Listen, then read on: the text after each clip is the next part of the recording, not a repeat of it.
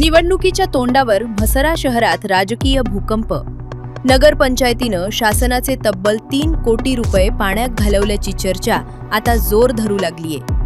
अधिकारी आणि एका नगरसेवकाच्या संगनमतानं म्हसळा शहराची लूट सुरू असल्याचा गंभीर आरोप नागरिक करत आहेत. शहरातील हिंदू स्मशानभूमीत 1 कोटी रुपये खर्चून विद्युत शवदाहिनी बांधली गेली.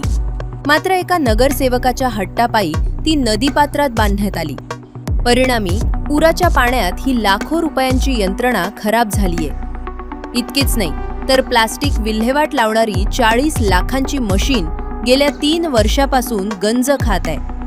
2023 मध्ये तत्कालीन पालकमंत्री आदिती तटकरे यांनी कचरा उचलणाऱ्या गाड्यांचे लोकार्पण केले होते.